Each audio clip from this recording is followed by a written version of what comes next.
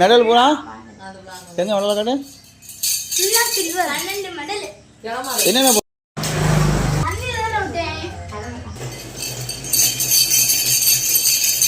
என்ன சத்தம் எங்க கேட்குறீங்களா? மெடல் ஒரு மெடல் இல்லை 12 மெடல்.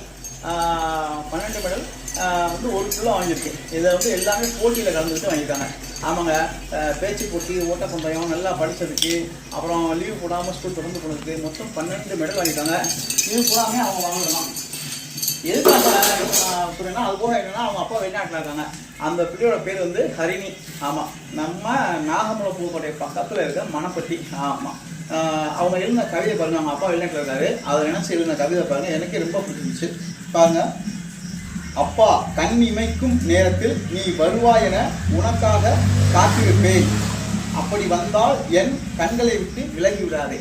இது பார்த்தீங்கன்னா எவ்வளோ ஒரு வலியும் வேதனையுமான ஒரு பதிவு. அதாவது அப்பா, கண் இமைக்கும் நேரத்தில் நீ வருவாய் என உனக்காக காத்திருப்பேன். அப்படி நீ வந்தால் உன் கண்களை விட்டு என் கண்களை விட்டு விலகி விடாது. பார்த்தீங்களா எவ்வளோ ஒரு பாசமானது.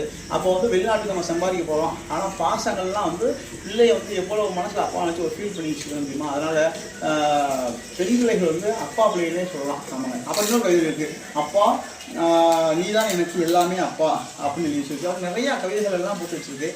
அந்த பிள்ளை வந்து ஹரிணி. அந்த பிள்ளைக்கு வந்து நான் பார்த்தேன். அந்த பிள்ளையோட வீடியோஸும் உங்கள்கிட்ட காட்டுறேன். வாழ்க்கையில் சொல்லுங்கள். இப்போ திறமையான பிள்ளைகளை வந்து வெளியுறவு தெரியணும். நன்றி. மலைகளின் காதலன் யூடியூப் சேனல் சப்ஸ்கிரைப் பண்ணுங்கள், லைக் பண்ணுங்கள். அடுத்த வீடியோ பார்ப்போம். நன்றி.